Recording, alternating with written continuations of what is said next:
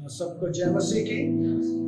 परमेश्वर का धन्यवाद। एक बार फिर से प्रभु हमें परमेश्वर की आराधना करने के लिए मदद किया, सहायता किया, और एक बार फिर से ऑनलाइन आकर प्रचार करने के लिए जो अनुग्रह दिया, परमेश्वर ने समय दिया, इसके लिए परमेश्वर का धन्यवाद करते हैं।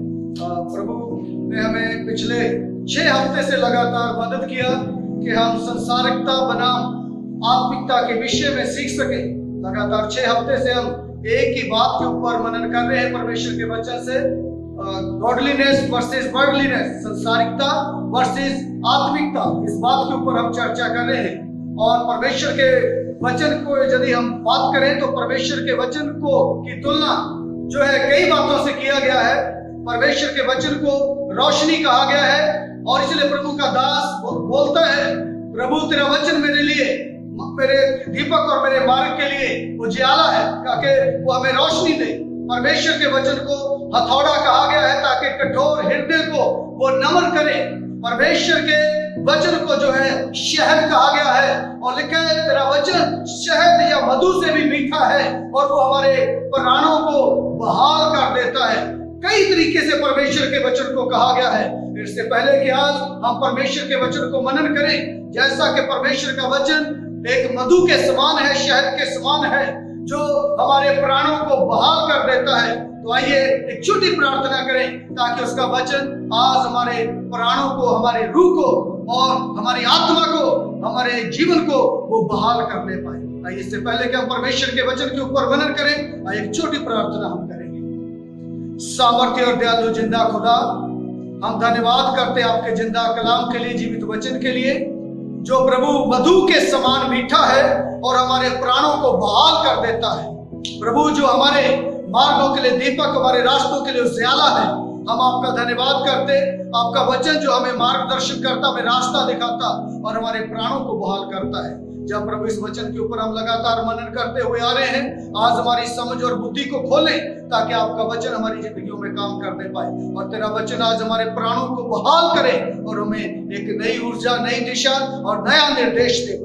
तेरे वचन के सामने हम नतमस्तक होते और तेरे वचन को हम अनुमति देते कि वो हमारे जीवनों में काम करने पाए और तेरा वचन हमारे जीवनों में फलवंत होने पाए। जितने मेरे बहन भाई लोग ऑनलाइन इस प्रचार को देख रहे हैं, प्रभु तेरा वचन उस प्रत्येक व्यक्ति से आज बोले और बातचीत करे, और आपका वचन आज उन्हें घर बैठे चंगा करे, क्योंकि तेरे वचन में लिखा है तू अपने वचन को भेज कर चंगा करता है।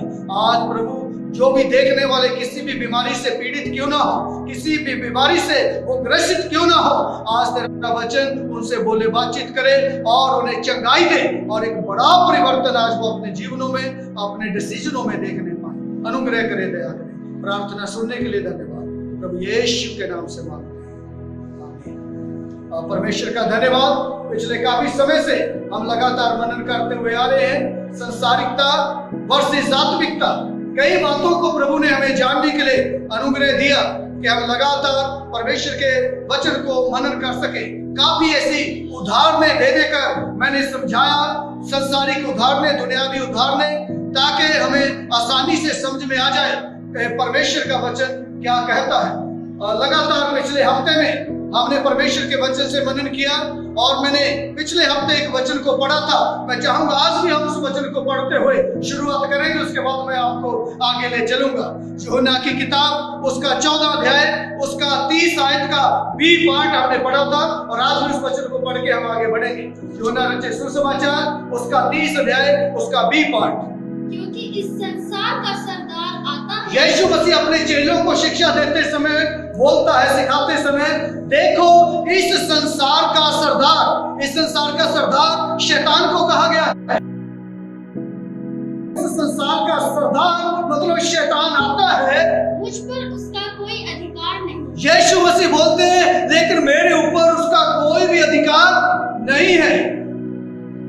शैतान का कोई अधिकार मेरे ऊपर नहीं है। आज बहुत लोग मेरे भाई बहन जो चर्च में आते हैं, जो कलीसिया में आते हैं, कई बार वो इस प्रकार से बोलते हैं, चर्च में भी आ रहे हैं, संगति भी करते हैं, आराधना भी करते हैं, और वो बोलते हैं घरों में प्रार्थना भी करते हैं, लेकिन वो बोलते हैं हमें शैतान तंग करता है, शैतान हमें परेशान करता है। यहाँ पर यीशु मसीह बोलता है देखो इस संसार का सरदार मतलब शैतान आता है लेकिन उसका मेरे ऊपर कोई अधिकार नहीं है।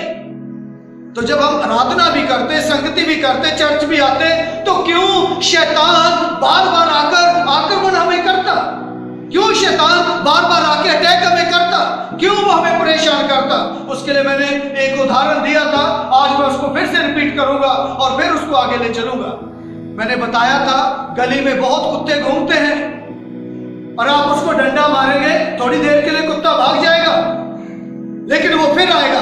आप फिर डंडा मारेंगे, वो फिर भाग जाएगा, लेकिन थोड़ी देर के बाद फिर आएगा। कारण क्योंकि उसको रोटी मिल रही है। जिस दिन रोटी मिलना बंद होगा उस दिन कुत्ता आपके घर में, आपकी गली में आना बंद हो जाएगा। कहने का मतलब शैतान कब तक हमारी जिंदगियों में आएगा बार बार, जब तक उसको कुछ ना कुछ हमारे अंदर मिल रहा है। जब उसको मिलेगा वो आएगा।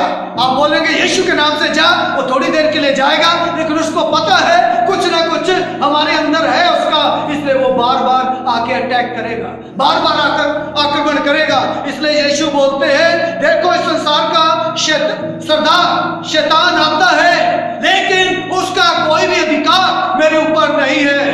कारण यीशु मसीह जानते हैं उसका कुछ भी मेरे अंदर नहीं है, इसलिए कोई अधिकार उसका मेरे ऊपर नहीं है।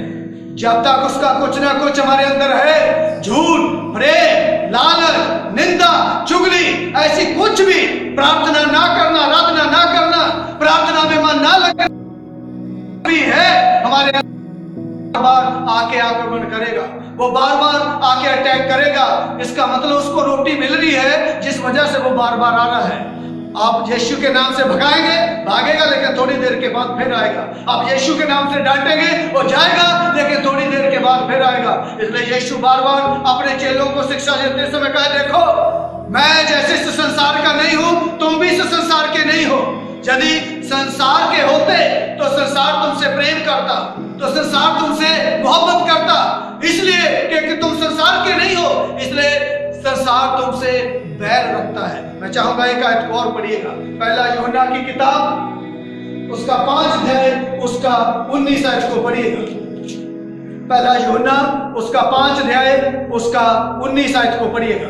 हम जानते हैं, हाँ ये सिखाते हैं, हम जानते हैं कि हम परमेश्वर से हैं। हम परमेश्वर से हैं। यूहन्ना लिखते समय बहुत अच्छे और स्पष्ट रूप से इस बात को बोलता है। कलीसिया को लिखते समय बोले हम जानते हैं, हम जितने लोग यीशु मसीह को ग्रहण किए हुए हैं, जितने लोगों ने यीशु मसीह को अपना मुक्तिदाता उद्धारकर्ता करके ग्रहण किया है, हम तो परमेश्वर के हैं। और सारा संसार, लेकिन सारा संसार उस दुष्ट के वश में, दुष्ट के वश में है, शैतान के वश में है। साफ साफ यहां पर लिखा है हम तो परमेश्वर के हैं। और एक दूसरे से पूछिए, क्या लगता है कि आप परमेश्वर के हैं? क्या जानते हैं आपके अंदर ये निश्चय है कि आप परमेश्वर के हैं? लिखा है हम तो परमेश्वर के हैं, लेकिन बाकी सारा संसार, आधे संसार की बात नहीं हो रही, जो यीशु को नहीं मानता, जिन्होंने यीशु को मुक्तिदाता उद्धारकर्ता ग्रहण नहीं किया है, लिखा है बाकी सारा संसार उस दुष्ट के वश में पड़ा उस है। दुष्ट के वश में है, उस दुष्ट के चुंगल में है, उस दुष्ट के फंदे में है। और उन्हें कई लोगों को तो पता भी नहीं चलता है कि हम दुष्ट के चुंगल में हैं, कि हम दुष्ट के फंदे में हैं, कि हम उसके वश में फंसे हुए हैं। और देखा देखी जैसा संसार चलता, देखा देखी वैसे करते हैं। कई बातों का उनको पता भी नहीं होता हम क्यों कर रहे हैं, लेकिन फिर भी कर रहे हैं। कई लोगों से मेरी बात होती, आप ये सब क्यों कर रहे हैं? वो बोलते हैं हमारे बाप दादा कर रहे थे इसलिए हम भी कर रहे हैं। जब मैं पूछता हूं क्यों करते हैं, वो बोलते हैं इसका नहीं पता, केवल देखा देखी करते हैं। एक उदाहरण आपको बता रहा हूं मैं, क्योंकि दुनिया के काम ऐसे ही हैं, संसार के काम ऐसे ही हैं। उनको मालूम नहीं है वो शैतान के वश में है, उनको मालूम नहीं कि हम शैतान के चुंगल में हैं, उनको पता नहीं हम शैतान के फंदे में फंसे हुए हैं। एक आदमी एक दिन सड़क पे खड़ा हुआ और वो ऐसे कर, ऐसे करके आकाश की ओर देख रहा था। तो तभी उधर से एक आदमी निकल रहा, उसने देखा ये आदमी इस बीच सड़क में खड़े होकर उसने देखा शायद आकाश में कुछ होगा, उसने उसकी ओर देखा, वो आकाश में कुछ देख रहे, और ये आदमी भी ऐसे देखना शुरू किया शायद ऊपर कुछ होगा, और ये भी ऐसे ऐसे करके देख रहे, कुछ भी दिखाई नहीं दे रहा। इतने में उधर से कुछ और लोग निकल रहे थे, उन्होंने देखा ये दो लोग ऊपर को खड़े हैं, क्या देख रहे हैं, इसका मतलब आज कुछ आकाश में है। उन्होंने उनकी ओर देखा, पूछा कुछ नहीं, वो भी ऐसे ऊपर को देखने लगे। 4 हो गए, 4 के बाद कुछ और लोग हैं, वो भी देख रहे हैं, किसी को कुछ दिखाई नहीं दे रहा, सब ऊपर को देख रहे हैं। थोड़ी देर के बाद जो सबसे पहला आदमी था, जो ऐसे करके खड़ा हुआ था, वो ऐसे अच्छी करके चला गया। मतलब उसको छींक आ रही थी, वो रुकी हुई थी, इसलिए ऐसे कर रहा था। किसी को पता कुछ नहीं, सब लोग देखा देखी क्या कर रहे, सड़क के ऊपर खड़े हो गए, शायद आकाश में कुछ है। दुनिया ऐसी ही है, संसार ऐसा ही है। वो क्या करते, किसी एक व्यक्ति को जो करते हुए देखते, इसलिए वो भी वैसा ही करना शुरू कर देते, वो लोग भी वैसे ही उसको भी फॉलो करना शुरू कर देते हैं, ऐसा ही बोलना शुरू कर देते, ऐसा ही देखना शुरू कर देते, ऐसे ही काम करने शुरू कर देते हैं। इसलिए यहाँ पर जो हमने पहला यूहन्ना 5:19 में पढ़ा, देखे हम तो परमेश्वर के हैं, पढ़िएगा दोबारा से साइड को, हम जानते हैं कि हम परमेश्वर से हैं, हम तो परमेश्वर से हैं, और सारा संसार, लेकिन सारा संसार दुष्ट के वश में उस पड़ा है। दुष्ट के वश में पड़ा हुआ है। यीशु बोलता है, हम जो है बार बार शिक्षा देते समय, हम इस संसार के नहीं हैं, मैं भी इस संसार का नहीं हूं, तुम भी इस संसार के नहीं हो, और लेकिन सारा संसार उस दुष्ट के वश में है, उस दुष्ट के फंदे में है, उस दुष्ट के चुंगल में है, उसके हाथों में है। हमारे लिए सबसे बड़ा एक उदाहरण है यीशु मसीह। मैंने यदि संदेश आपने सुने हैं, ये आज 7वां पार्ट है, यदि पिछले 6 पार्ट आपने इसको देखे हैं, लगातार आप इसकी स्टडी किया है हमारे साथ, आपने ऑनलाइन या बाद में यूट्यूब के ऊपर या फेसबुक के ऊपर इन संदेशों को यदि सुना है, तो मैंने कई बार इस बात को बताया, आज जो संसार है वो 3 चीजों के पीछे बहुत तेजी से भाग रहा है और बहुत उसके पीछे फंसा हुआ है। यदि ट्रिपल पी मैंने बताया था आपको, 3 P, triple P, prosperity, personality और पॉपुलैरिटी। 3 चीजें, इसके पीछे शैतान लोग बहुत भाग रहे हैं। दुनियावी लोग भी इसके पीछे पड़े हुए, संसार के लोग भी इसके पीछे पड़े हुए। दुनियावी लोग भी इसके पीछे भाग रहे हैं, संसारिक लोग भी इसके पीछे भाग रहे हैं। प्रॉस्पेरिटी, पर्सनैलिटी और पॉपुलैरिटी। प्रॉस्पेरिटी होता है धन संपत्ति पैसा।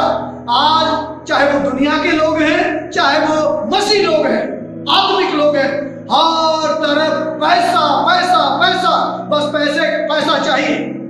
दुनिया के लोग भी, आत्मिक लोग भी। और इसलिए आज तो बहुत ज्यादा जो संदेश, जो बाइबल के प्रचार करने वाले पास्टर, वो भी किस चीज का प्रचार करते हैं? पैसा। बस मैं कई फेसबुक पे देखता हूं, पैसों की तस्वीरें बना के और बोलते आज इसके नीचे आमीन लिखो, यदि आप विश्वास करते हैं आपके अकाउंट में पैसा आएगा। क्या आमीन लिखने से पैसा आएगा क्या? तो इसका मतलब भक्ति करने की जरूरत नहीं है, इसका मतलब आराधना करने की जरूरत नहीं है। केवल फेसबुक के ऊपर नोट छाप के उसके नीचे आमीन लिख दो, बस तो सबसे आसान तरीका है। इसलिए जो प्रॉस्पेरिटी गॉस्पल जिसको बोलते हैं, धन संपत्ति का जो गॉस्पल, जो सुसमाचार, वो आज पूरी दुनिया में फैला हुआ है। उद्धार से कोई लेना देना नहीं है, मुक्ति से उनका कोई मतलब नहीं है। और इसलिए आज प्रॉस्पेरिटी गॉस्पल, जो पैसे का सुसमाचार, जो चारों तरफ फैला हुआ है। पास्टर लोग भी प्रचार वैसा ही करते हैं और दुनिया के लोग भी वैसा ही सुनना चाहते हैं। इसलिए हर तरफ पैसा, लोग बोलते पैसा है तो सब कुछ है। पर मैं बता रहा हूं, अभी लॉकडाउन में क्या पैसा किसी के काम आया? पैसा सब कुछ नहीं है, परमेश्वर सब कुछ है। हालेलुया। और इसलिए पैसा क्यों चाहिए? फिर लोग बोलते हैं ताकि अच्छी पर्सनैलिटी हो सके। पैसा होगा तो जिम जाएंगे, मसल बनाएंगे, शरीर बनाएंगे, अच्छा कपड़ा पहनेंगे। लेकिन क्यों पर्सनैलिटी बनानी? क्योंकि पॉपुलर हो जाए, फेमस हो जाए। आज फेमस होने के लिए सब कुछ लोग करते हैं। मैंने बताया ये सारा जो प्रॉस्पेरिटी, पर्सनैलिटी और पॉपुलैरिटी, ये तीनों परीक्षाएं यीशु मसीह के पास भी आई, लेकिन यीशु मसीह इन तीनों परीक्षाओं के समय, इन तीनों चीजों के आते समय यीशु मसीह का प्रत्युत्तर क्या था? यीशु मसीह की जो बात थी, उसका व्यवहार था, वो क्या था? जब हम परमेश्वर के वचन को मनन करेंगे तो हम सांसारिकता से बच सकते हैं। कई बार इसमें सांसारिक होने की संभावना है, सांसारिक बातों में फंसने की संभावना है, सांसारिक बातों में गहराई में उतरने की संभावना है, और इसलिए यीशु मसीह मेरे और आपके लिए एक रोल मॉडल है। तो जब हम यीशु मसीह को देखेंगे, उसने इन बातों का कैसे प्रत्युत्तर दिया, तो हम आत्मिक बन सकते हैं। इस संसार में रहते हुए हम एक आत्मिक जीवन जी सकते हैं। मैं चाहूंगा मेरे साथ पढ़िएगा आप यूहन्ना रचित सुसमाचार उसका 7 अध्याय उसका 2 है। यूहन्ना रचित सुसमाचार 7 अध्याय उसका 2 है। यहूदियों, सुनिए ध्यान से, यहूदियों का झोपड़ियों का पर्व, यहूदियों का झोपड़ियों का पर्व था। सुनिए, किस चीज का पर्व? यहूदियों का झोपड़ियों का पर्व निकट था। किस चीज का पर्व? झोपड़ियों का। सुनिए, यहूदियों के बहुत से पर्व थे। पर्व मतलब त्योहार, फेस्टिवल। परमेश्वर ने अपने दास मूसा के द्वारा अपने लोगों के लिए बहुत से फेस्टिवल, बहुत से पर्व दिए थे, और उनको बताया था ऐसे ऐसे तुम त्योहार को मनाना है। हर पर्व के पीछे, हर त्योहार के फसह का पर्व था, झोपड़ियों का पर्व था, कई ऐसे पर्व जो यहूदियों को दिए गए। आज मेरे बहुत से मसीह भाई बहन जिनको दुनियावी पर्व तो पता है, जो दुनिया में त्योहार है वो तो पता है, लेकिन मसीह जानते हैं। कितने लोग जानते हैं? गुड फ्राइडे का भी पर्व है। यीशु मसीह जिस दिन मरा, वो उस दिन को हम धूमधाम से मनाते हैं, वो हमारे लिए पर्व है, क्योंकि यीशु मसीह यदि नहीं मरता तो मुझे और आपको जिंदगी नहीं मिलती। वो हमारे लिए एक त्योहार है। ईस्टर एक त्योहार है, जिस दिन यीशु मसीह मुर्दों में से जी उठा। आज तक दुनिया में ऐसी कोई घटना नहीं हुई। मैं हमेशा बोलता हूं, दुनिया में कोई भी क्यों ना हो, उसके 2 दिन मनाए जाते हैं, जन्मदिन और मरण दिन, लेकिन यीशु मसीह का 3 दिन मनाए जाते हैं। यीशु मसीह का जन्म, यीशु मसीह का मरण और यीशु मसीह का दोबारा से जी उठना। तो ये त्योहार मसीह लोगों को नहीं मालूम है। बहुत से जो नए मसीह आ रहे हैं, जो नए लोग आ रहे हैं, उनको नहीं मालूम है। केवल उन्हें चंगाई चाहिए, छुटकारा चाहिए, धन संपत्ति चाहिए, प्रॉस्पेरिटी गॉस्पेल चाहिए, वीजा लग जाए, धन संपत्ति आ जाए, विदेश चले जाए और हमारा कारोबार हो जाए, केवल वो चाहिए। उन्हें यीशु मसीह से मतलब नहीं है, उनके फेस्टिवल से मतलब नहीं है। यहूदी लोगों के लिए भी बहुत से पर्व थे। फसह का पर्व था, पेंतेकोस्त का पर्व था, कई और पर्व थे, लेकिन झोपड़ियों का पर्व जो है यहूदी लोग भूल गए। कारण क्योंकि फसह का पर्व मनाते थे, उसमें खाना पीना होता था, बढ़िया फीस्ट होएगा, बढ़िया खाना पीना होएगा, इसलिए वो पर्व यहूदियों को याद था। पेंतेकोस्त का पर्व था, वो याद था, क्योंकि उसमें भी खाना पीना था। जितने खाने पीने के पर्व थे वो सब यहूदियों को याद थे, लेकिन जो झोपड़ियों का पर्व था वो यहूदी थोड़े दिन मनाने के बाद वो मनाना भूल गए, कारण उसमें खाना पीना नहीं था। क्या था झोपड़ियों का पर्व? झोपड़ियों का पर्व था, कितना अमीर व्यक्ति क्यों ना हो, कितना भी धन संपत्ति वाला व्यक्ति क्यों ना हो, हर यहूदी के लिए ये जरूरी था। वो जरूर कितने बड़े कोठी में क्यों ना रहते हो, कितनी बड़ी सुख सुविधाओं में क्यों ना रहते हो, उनको जरूर उस पर्व को मनाने के लिए अपने घर को छोड़ना है, जंगल के अंदर जाना है, जंगल में जाकर लकड़ियां काटनी है और लकड़ियां काट के उनको गाड़ना है और ऊपर पत्ते लगा के झोपड़ी बनानी है और उसी के अंदर रहना है। अरे कौन सुख सुविधा को छोड़कर, इतने बड़े घर बार को छोड़कर, बढ़िया फैसिलिटी को छोड़कर, इतनी बड़ी कोठी बंगला गाड़ी को छोड़कर कौन जंगल में जाएगा, कौन झोपड़ी बनाएगा, कौन उसमें रहेगा। इसलिए इस पर्व को यहूदियों ने मनाना बंद कर दिया था। इसलिए उनको उस पर्व की इतनी अहमियत नहीं समझी उन्होंने। जरूर जहां खाना पीना था उस पर्व को तो मनाते थे, लेकिन झोपड़ियों के पर्व को नहीं मनाते थे। झोपड़ियों के पर्व को वो सेलिब्रेट नहीं करते थे। इवन परमेश्वर का दास इब्राहिम, उसने झोपड़ियों के पर्व को मनाया। इवन परमेश्वर का दास इसहाक, उसने इस पर्व को मनाया। इवन परमेश्वर का दास याकूब, उसने इस पर्व को मनाया। आप सोचेंगे हमने तो कभी पढ़ा नहीं है, हमने तो कहीं लिखा हुआ देखा नहीं है। आप किस आधार पे बोलते कि अब्राहम ने झोपड़ियों के पर्व को मनाया, इसहाक ने झोपड़ियों के पर्व को मनाया और याकूब ने झोपड़ियों के पर्व को मनाया? और मैं दिखाना चाहता हूँ, मैं जो भी बोलता हूँ बिना वचन के आधार पे नहीं बोलता। मैं जो बोलता हूँ वचन के आधार पर बोलता हूँ। पढ़िएगा मेरे साथ इब्रानियों की पुस्तक, उसका 11 अध्याय, उसका 9 आयत। इब्रानियों की पुस्तक, उसका 11 अध्याय, उसका 9 आयत को पढ़िएगा। विश्वास ही से उसने प्रतिज्ञा किए हुए देश में, अब्राहम की बात हो रही है, उसने प्रतिज्ञा किए हुए देश में, पराए देश में परदेसी के समान रहकर इसहाक और याकूब के साथ, जो उसके साथ उसी प्रतिज्ञा के वारिस थे, तंबू में वास किया, झोपड़ी में वास किया। अब्राहम गरीब आदमी नहीं था, अब्राहम बहुत धनी आदमी था। बहुत पैसा, धन संपत्ति उसके पास थी, हर चीज उसके पास था। लेकिन इसके बावजूद अपनी धन संपत्ति को छोड़कर, अपने पैसे को छोड़कर, अपनी सारी बातों को छोड़कर वो कहाँ रहा? तंबू के अंदर रहा। क्यों प्रभु इस पर्व को दिया था? क्यों परमेश्वर इस पर्व को मनाने के लिए उनको आज्ञा दिया था? क्यों परमेश्वर चाहता था ये लोग तंबू का पर्व मनाए? थोड़ा सा मैं आपको बताना चाहूंगा, फिर उसके बाद इसकी अहमियत के विषय में हम बात करें, जो हमने यूहन्ना 7 अध्याय 2 पद में पढ़ा था। जिस समय परमेश्वर इस्राएली लोगों को मिस्र की गुलामी में से निकाल कर लेकर आया, आप सब लोग जानते हैं 450 साल की गुलामी में इस्राएली लोग थे मिस्र के अंदर।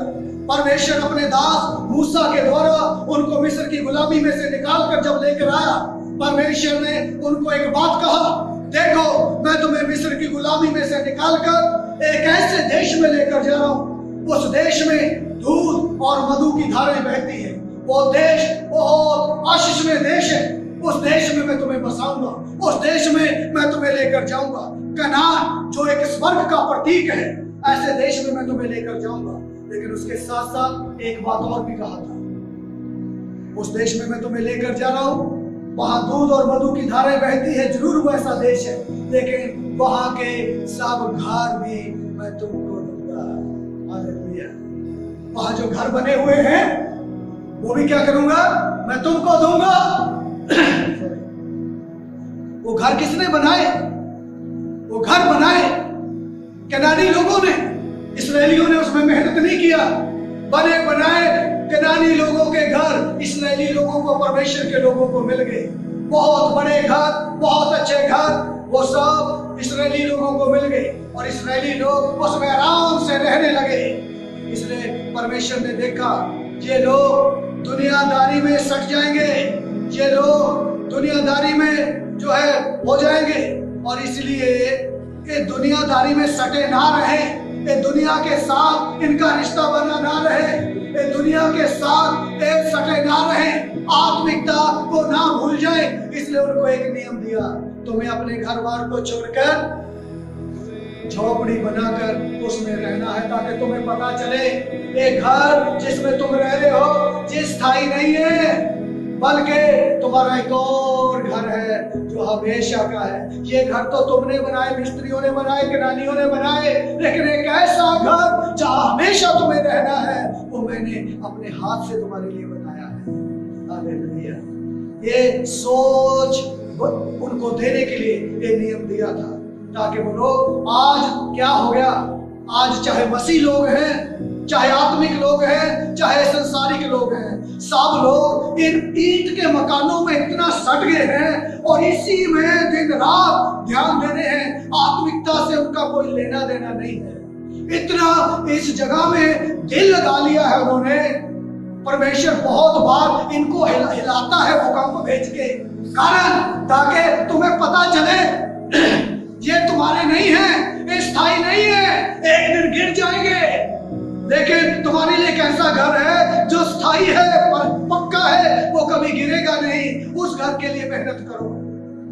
लेकिन थोड़ी देर के लिए जब हिलता ये मकान भूकंप आने से, तब तक तो लोग थोड़ा सा डरते, ईश्वर को याद करते। जब वो भूकंप चला जाता, उसके बाद फिर से इसी मकान में दिन रात इसी की उधेड़-बुन में लगे रहते।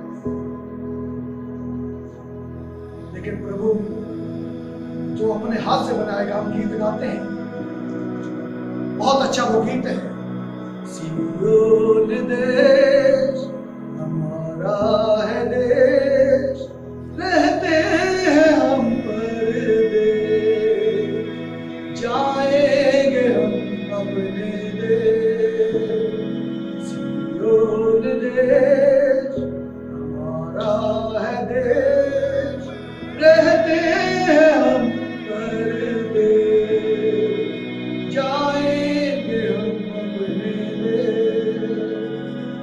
उसमें एक स्टैंजा है, मन ना लगाना यहाँ, जाना है हमको वहाँ, मन ना लगाना यहाँ, जाना है हमको वहाँ, जहाँ के सुखों का अंत होगा, वहाँ के सुखों का अंत होगा, जहाँ के सुखों का अंत होगा, वहाँ के सुखों का अंत होगा। सियोन देश हमारा है देश, रहते हैं हम परदेश, जाएंगे हम परदेश। क्योंकि हमारा असली देश कौन सा है? वो परमेश्वर यीशु मसीह ने जो मेरे और आपके लिए अपने हाथ से घर बनाया है, वही हमारा असली घर है, वही हमारा असली देश है। इस दुनिया में 70 साल, 80 साल, 100 साल, अब तो ऐसी ऐसी बीमारियां फैल रही है, ये तो इस बात का भी कोई पक्का पता नहीं है कि कितने साल इस दुनिया में रहेंगे। अभी एक ऐसी महामारी कोरोना फैली, इसमें कितने लोग, लाखों लोग मर गए, और अभी आने वाले दिनों में और ऐसी महामारियां फैलने वाली है। इसलिए एक क्षण का हमें पता नहीं है, इसलिए ये पर्व दिया गया था यहूदी लोगों को, ताकि तुम्हें पता हो तुम संसारिक नहीं हो, तुम इस संसार के नहीं हो। इसलिए इन संसारिक घरों के साथ अपने दिल को, अपने मन को नहीं सटाना, और तुम्हें अपने असली घर की याद रहनी चाहिए। इसलिए ये पर्व दिया था, झोपड़ियों का पर्व मनाना है। हालेलुया। लेकिन यहूदी लोग सारे पर्व मनाए, मैंने बार बार बताया, लेकिन झोपड़ियों के पर्व को नहीं मनाया। कारण इसमें खाना पीना नहीं था, इसमें त्याग था, इसमें बलिदान था, इसलिए इस पर्व को नहीं मनाया। आप सोचेंगे कहाँ लिखा है इस पर्व को नहीं मनाया? मेरे साथ निकालिएगा नहम्याह की किताब, पढ़िए नहम्याह 8 अध्याय 14 पद से 17 पद तक पढ़िए। नहम्याह की पुस्तक 8 अध्याय 14 पद से 17 पद। उन्हें व्यवस्था में यह लिखा हुआ मिला। हाँ देखिए, उन्हें जब भूल गए, परमेश्वर के दास के द्वारा दोबारा व्यवस्था उनको बताई गई, उन्हें व्यवस्था में यह लिखा हुआ मिला, यहोवा ने मूसा के द्वारा, यहोवा परमेश्वर ने अपने दास मूसा के द्वारा यह आज्ञा दी थी, इस्राएली 7वें महीने के पर्व के समय, 7वें महीने के पर्व के समय झोपड़ियों में रहा करें, अपने घर बार को छोड़कर, और अपने सब नगरों और यरूशलेम में यह सुनाया और प्रचार किया जाए। पहाड़ों पर चले जाओ, जैतून, देवदार, मेहंदी, खजूर और घने घने वृक्ष की डालियां टहनियां लेकर झोपड़ियां बनाओ, जैसे कि लिखा है। सब लोग बाहर जाकर डालियां ले आए और अपने अपने घर की छत पर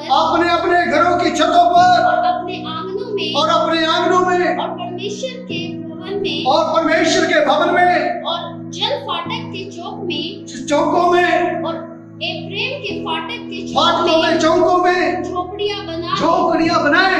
आगे भी, वरन सब मंडली के लोग, वरन सब मंडली के लोग जितने बधुआई से छूटकर लौट आए थे, झोपड़ियां बनाकर उनमें रहे। हाँ, आगे भी पढ़िए। नून के पुत्र, नून, इस जहां से ध्यान से सुनिए, नून के पुत्र यहोशू के दिनों से, यहोशू के दिनों से उस दिन तक इस्राएलियों ने ऐसा नहीं किया था। वो ऐसा नहीं किया था। परमेश्वर ने नियम दिया था झोपड़ियां बनाकर रहना है, लेकिन उन्होंने लिखा है ऐसा नहीं किया था। इस पर्व को नहीं मनाया था, इस पर्व की अहमियत उन्होंने नहीं समझी। सारे त्योहार मनाए, जहां खाना पीना था वो सारे त्योहार मनाए, लेकिन झोपड़ियों के पर्व को नहीं मनाया, क्योंकि वहां खाना पीना नहीं था। आज मसीह समाज में, आज आधुनिक समाज में ज्यादातर खाना पीना रहना बस इसी में उलझ कर रह गया है। इसलिए यीशु मसीह के विषय में उस पर्व की बात जहां पर हो रही है, जो आपने यूहन्ना 7 अध्याय 2 पद में पढ़ा था। देखें, यहूदियों का झोपड़ियों का पर्व निकट था। आगे 3 पद में पढ़िएगा। इसलिए उसके भाइयों ने उससे कहा, जहां यीशु मसीह के भाई यीशु मसीह के साथ वार्तालाप कर रहे हैं, यीशु मसीह के भाई अपने भाई यीशु मसीह को बोलने लगे, यहाँ से यहूदियों को जा, जहां से यहूदियों को जा, कि जो काम तू करता है, जो काम तू करता है। क्योंकि थोड़ी देर पहले यूहन्ना 2 अध्याय में यीशु मसीह ने एक चमत्कार किया है। शादी के अंदर पानी को द्राक्षरस बना दिया है। इस बात की चर्चा सब जगह जब फैल गई, उसके भाइयों को भी पता चला, अरे यीशु मसीह तो हमारा जो भाई है एक चमत्कार करता है। इसलिए झोपड़ियों का पर्व जब मनाया जा रहा था और यीशु मसीह के भाई उसको बोलने लगे, चल झोपड़ियों के पर्व मनाने के लिए यहूदिया में जा, चल वहां पर भी चमत्कार दिखा और हम क्या हो जाएंगे, फेमस हो जाएंगे, पॉपुलर हो जाएंगे। क्योंकि यहूदियों का पर्व मनाने के लिए वहां पर क्या है, बहुत बड़ी भीड़ आई हुई होगी यरूशलेम के अंदर, और इसलिए वहां भी जा, चमत्कार कर, तू तो फेमस होएगा ही होएगा, हम भी फेमस हो जाएंगे। अरे ये यीशु मसीह के भाई है, समझ ले। इसलिए मैंने बताया 3 बातें, prosperity, personality, popularity. Famous, popularity होता फेमस होना, प्रसिद्ध होना। तू भी फेमस हो जाएगा, चमत्कार करेगा इतनी भीड़ के बीच में, और हम भी फेमस हो जाएंगे। आज लोग पॉपुलैरिटी के चक्कर में हैं। अभी थोड़े दिन पहले एक बहुत फेमस एक्टर सुशांत राजपूत, मालूम है क्यों फांसी लगा के मर गया? उसके पास धन संपत्ति की कमी नहीं, पैसे की कोई कमी नहीं, प्रसिद्धि की कोई कमी नहीं। इसके बावजूद क्या हो गया? हेलो, फांसी लगा के मर गया। कारण पता चला, वो चाह रहा था कोई बड़े बैनर तले कोई फिल्म करे, हॉलीवुड बॉलीवुड दोनों में उसका नाम हो, लेकिन ऐसा कुछ चांस मिल नहीं रहा था, और इसलिए दुख में होकर, डिप्रेशन में होकर क्या हो गया, फांसी लगा के मर गई। कई और ऐसे फिल्मी सितारे, कई और ऐसे फिल्मी एक्टर एक्ट्रेस जिनके पास पैसे की कमी नहीं, जिनके पास सुख सुविधाओं की कमी नहीं, लेकिन उसके बावजूद जो है आत्महत्या करके अपने घरों में मर गए। कारण फेमस नहीं हुए। आज सब कुछ फेमस होने के लिए कर रहे हैं। अब यहाँ यीशु मसीह को उसके भाई भी क्या बोल रहे हैं, झोपड़ियों का पर्व है, चल और वहां कोई चमत्कार दिखा और क्या हो जाएगा, फेमस हो जाएगा, फेमस। यीशु मसीह बोल रहे हैं, मैं नहीं आता, तुम जाओ पर्व में। बाद में गया यीशु मसीह, लेकिन चुप के गया। यदि आप पढ़ेंगे तो चाहता तो जा सकता था अपने भाइयों के साथ, वहां चमत्कार करता, फेमस हो सकता था, लेकिन वो बोलता है मुझे फेमस वगैरह नहीं होना। लेकिन वो पर्व जिस मकसद के लिए रखा गया है, उस पर्व की अहमियत के लिए मैं जाऊंगा, लेकिन गुप्त रूप में जाऊंगा। तुम फेमस होना चाह रहे, तुम पॉपुलैरिटी के लिए कर रहे, तुम जाओ, मैं नहीं जाता। आज जो पर्व में, जो त्योहार में लोग जाते, कैसे जाते हैं? हेलो, किसी त्योहार में कैसे जाते लोग? गले सड़े कपड़े पहन के, कैसे बढ़िया सुंदर सुंदर कपड़े पहन के, नए नए कपड़े पहन के जाते। अब मुझे बताइए वो नए कपड़े किस लिए पहनते हैं? जब ब्याह शादी के अंदर, ब्याह शादी भी एक पर्व है, ब्याह शादी के अंदर लोग कपड़े पहनते बढ़िया से बढ़िया। किस लिए कपड़े पहनते नए से नए? क्या वो ब्याह शादी के लिए पहनते? कदापि नहीं, ब्याह शादी के लिए नहीं पहनते, पर्व के लिए नहीं पहनते। वो तो इसीलिए पहनते ताकि सामने वाला देखे और पूछे कितने का लिया, कहां से लिया, कौन सी दुकान से लिया, कितने का है। इसलिए आदमियों में भी है ये क्वालिटी, पर आदमियों में थोड़ा कम है, लेकिन औरतों के अंदर ज्यादा है, लेडीज में ज्यादा है। तो इसलिए सोच सबर के जाएगी, ब्याह शादी के लिए नहीं। 100 का अट्रैक्शन मुझ पे हो, बेशक 500 रुपए का, लेकिन 2 घुंघरू ज्यादा लगे हैं, और इसलिए सामने वाली के पास चाहे 15,000 की साड़ी है, लेकिन इसके सूट पे 2 घुंघरू ज्यादा ना, तो इसलिए पूछेगी कितने का लिया। फिर उसके भी भाव बढ़ जाते हैं। 500 के सूट को तो 15,000 का ही बताएगी। केवल मैं बढ़िया कपड़ों के अगेंस्ट में नहीं हूं, मैं बढ़िया चीजों के अगेंस्ट में नहीं हूं, साफ सुथरा बढ़िया कपड़ा पहनना है, लेकिन उसके पीछे आपका उद्देश्य क्या है? क्या दुनिया का डायरेक्शन लेना, दुनिया मुझे देखे, पॉपुलरिटी, दुनिया मेरे से पूछे कितने का लिया, कहां से लिया, कितने का लाई, वो अट्रैक्शन बात है आपके मन में? या केवल मुझे ब्याह शादी में जाना है, थोड़ा अच्छा साफ सुथरा कपड़ा पहन के जाना है, आपका अट्रैक्शन वो है? या फिर दुनिया का अट्रैक्शन लेना है? उद्देश्य क्या है आपका, मोटिव क्या है आपका? अब यही यहाँ पर जो पर्व हो रहा है, यीशु मसीह के भाइयों का उद्देश्य क्या है? यीशु मसीह चलो पर्व में चलते, वहां चमत्कार करना, तू भी फेमस हो जाएगा और हम भी फेमस हो जाएंगे, क्योंकि लोग बोलेंगे ये यीशु मसीह के भाई हैं। उद्देश्य देखिए क्या है, मोटिव देखिए क्या है। इसलिए यीशु मसीह साफ साफ बोल दिया, अरे मुझे फेमस नहीं होना है, मुझे नहीं पॉपुलर होना है, और इसलिए तुम चाहते हो तो जाओ, मैं उस पर्व में नहीं आऊंगा। लेकिन यीशु मसीह क्या कारण? यीशु मसीह दिखाना चाहता है, मैं जिस मकसद के लिए ये पर्व रखा गया है, उस पर्व के मकसद को समझिए। पॉपुलरिटी के लिए नहीं जाना है वहां। अरे तुम अच्छे से अच्छे कपड़े पहन के या पॉपुलर होने के लिए वहां जा रहे हो, तो क्या उसका मकसद समझ पा रहे? झोपड़ियों का पर्व क्यों रखा गया, उसकी अहमियत ही खत्म हो जाएगी। जो पर्व बनाना है जिस मकसद से, यदि वो मकसद ही पूरा नहीं हुआ, तो फिर वहां जाने से फायदा क्या है? इसलिए यीशु मसीह को बोल दिया, मैं नहीं जाऊंगा। पिछले दिनों मुझे नहीं पता जितने लोग, कई लोग फेसबुक चलाते, फेसबुक के ऊपर हमारे सहारनपुर की एक घटना आई थी और वो लगातार वायरल हुई बहुत ज्यादा। एक जवान लड़का, पुलिस ने उसको पकड़ा हुआ था और रिपोर्टर उसका इंटरव्यू कर रहे थे, तूने इंस्पेक्टर पे क्यों गोली चलाई? और वो मालूम है क्या बोलता था? जवान लड़का हमारे सहारनपुर का, वो बोलता, मैं हूं गुल्लू बदमाश। बोले तूने क्या क्या किया? वो खुला बोल रहा था, मैंने फला व्यक्ति को 1 करोड़ लेकर उसको गोली मारी, उस व्यक्ति से मैंने सुपारी लेकर 50,000 रुपया उसको गोली मारी, उसको मैंने मारा, उसको मैंने मारा, उसको मैंने मारा। बोला फिर तूने इस इंस्पेक्टर को क्यों गोली मारी? और वो बोलता है तो इंस्पेक्टर वहीं खड़े। बोला इसकी किस्मत अच्छी थी जो मेरा निशाना चूक गया, नहीं तो इसको भी छोड़ता ना। वो बोले ऐसा क्यों कर रहा? वो बोला मेरा बाप बदमाश था और मैं भी बदमाश हूं, लेकिन मेरा बाप छोटा बदमाश था, उसको कोई नहीं जानता था, लेकिन मैं तो एक ऐसा बदमाश बनना चाहता हूं ताकि सारी दुनिया मुझे जाने, मतलब फेमस होना चाहता हूं। आज फेमस होने के लिए लोग क्या कुछ कर रहे हैं, पॉपुलर होने के लिए लोग क्या कुछ कर रहे हैं। 3-4 साल पहले अखबार के अंदर, टीवी के अंदर एक खबर आई थी, एक जवान लड़का इतना सा चाकू लिया उसने, उंगली जितना, और सुप्रीम कोर्ट के अंदर जाके, सुप्रीम कोर्ट का जो बड़ा जज, उसके जाके उसने चाकू मार दिया। अब सुप्रीम कोर्ट के अंदर तो पुलिस रहती, फटाफट उसको पुलिस ने पकड़ लिया जैसे उसने चाकू मारा, और उसको अरेस्ट कर लिया पुलिस ने, उसको पकड़ लिया।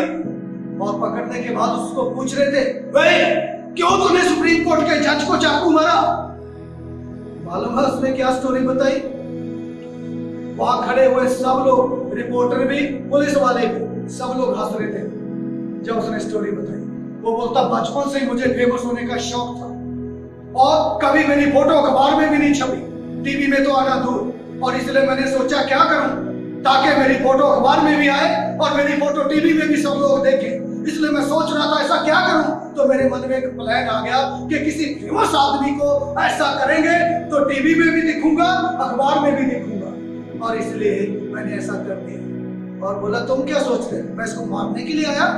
मेरे पास ही चाकू देख लो कितना सा, इससे एक केला भी कटेगा नहीं, इतना सा चाकू है।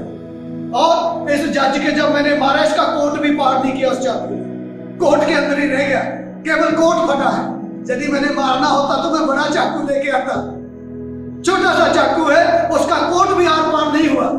मैं तो केवल, मुझे मालूम था मैं सुप्रीम कोर्ट के अंदर आऊंगा, जाके जज को ऐसा मारूंगा, पुलिस मुझे पकड़ेगी, फटाफट कैमरे वाले आ जाएंगे और टीवी के अंदर, अखबारों के अंदर मेरी फोटो छप जाएगी। अभी देखो सारे लोग टीवी में मुझे देख रहे हैं, मैंने तो फेमस होने के लिए किया। समझ रहे? आज लोग फेमस होने के लिए, पॉपुलर होने के लिए ये सब कुछ कर रहे हैं। क्या कुछ कर रहे हैं? मेरी प्रार्थना है परमेश्वर हमें इस पॉपुलैरिटी से बचाए। ये जो तीन चीजें हैं, प्रॉस्पेरिटी जिसको धन संपत्ति बोलते हैं, जिसकी वजह से परमेश्वर ने ये नियम दिया था कि तुम झोंपड़ियों के पर्व को मनाना है, ताकि तुम्हें पता चले तुम इस संसार में परदेसी हो, ये घर तुम्हारा नहीं है, ये मकान तुम्हारा नहीं है, एक दिन छोड़कर तुम्हें जाना है। तुम्हारा मन इस घर में, इस बार में, इस जगह पर ना सटे जो बंगला, गाड़ी, मोटर है, ये छोड़कर तुम्हें एक दिन इस संसार को जाना है। हर समय तुम्हें ये झोपड़ियों का पर्व ये याद दिलाए कि ये यहाँ तुम स्थायी नहीं हो, इसलिए ये झोपड़ियों का पर्व दिया गया था। इसलिए इस प्रोस्पेरिटी से बचे। प्रभु हमें आत्मिक बने रहने के लिए मदद और सहायता करे। इस संसार और उसकी चीजों के साथ हमारा मन ना सटने पाए। दूसरी बात, प्रॉस्पेरिटी के बाद पर्सनैलिटी, जरूर पर्सनैलिटी बनाना है, जरूर शरीर को हष्ट-पुष्ट रखना है, लेकिन इसके चक्कर में नहीं फंसना है। और तीसरा है पॉपुलैरिटी, प्रसिद्धता। इसके पीछे संसार आज बहुत बुरी तरह से फंसा। यीशु मसीह ने इसका क्या उत्तर दिया? जब हम वो मनन करेंगे क्योंकि हम यीशु मसीह के पीछे चलने वाले हैं, हम यीशु मसीह के चेले हैं, हम यीशु मसीह के न्यायी हैं। यीशु इन तीनों बातों में कैसे रहा? प्रॉस्पेरिटी में समय कैसे रहा, पर्सनैलिटी के समय कैसे रहा, और पॉपुलैरिटी के समय उसने क्या प्रति उत्तर दिया? जब हम इन वचनों को मनन करेंगे तो हम संसारिक बने रहने से बच सकते हैं, हम एक आत्मिक जीवन इस दुनिया में रहते हुए जी सकते हैं। इसलिए प्रभु हमें मदद करने पाए जो हम इन वचनों को मनन कर रहे हैं। संसारिकता वर्सेस आत्मिकता, इस संसार में रहते हुए एक आत्मिक जीवन हम जी सकते हैं जैसे यीशु मसीह का रिस्पॉन्स था, जैसे यीशु मसीह का प्रत्युत्तर था, जैसे यीशु मसीह ने उन बातों के ऊपर चर्चा किया। जब हम ऐसा करेंगे तो हम भी आत्मिक जीवन जी सकते हैं। प्रभु हमें इन बातों को जानने की समझ दे और एक प्रार्थना करें। स्वर्गीय पिता, हमारी प्रार्थना है इन दिनों प्रभु प्रॉस्पेरिटी ने ना केवल दुनिया के लोगों को बल्कि प्रभु मसीही जगत को भी प्रभु अपने आगोश में लिया है। इसलिए आज हम चारों ओर देखते उद्धार के सुसमाचार को छोड़कर आज प्रॉस्पेरिटी का सुसमाचार, प्रॉस्पेरिटी का गॉस्पेल चारों ओर लोगों के कानों की खुजली के अनुसार हो रहा है प्रभु। और आज लोग उद्धार के अनुभव से वंचित हैं और वो प्रॉस्पेरिटी के चक्कर में है। परमेश्वर पिता प्रभु हमें समझ दे, हम इस प्रॉस्पेरिटी के चुंगल में बचने से बच सके प्रभु। और पिता परमेश्वर पर्सनैलिटी और पॉपुलैरिटी में होकर प्रभु हम अपने जीवन को संसारिकता में ना झोंक दें, बल्कि इस दुनिया में रहते हुए हम एक आत्मिक जीवन जी सके पिता। जैसे प्रभु यीशु आपने जिया है और हमारे लिए एक आदर्श दे दिया है, हमारे लिए एक नमूना दे दिया है प्रभु। तेरे पद चिन्हों पर चलते हुए प्रभु एक आत्मिक जीवन जीने के लिए हम में से हर एक की मदद और सहायता करें पिता। धन्यवाद प्रभु, आपने हमारी प्रार्थना को सुना, हम पर अनुग्रह करें। प्रार्थना के सुनने के लिए धन्यवाद, क्योंकि ये प्रार्थना तेरे इकलौते बेटे हमारे उद्धारकर्ता प्रभु यीशु के नाम से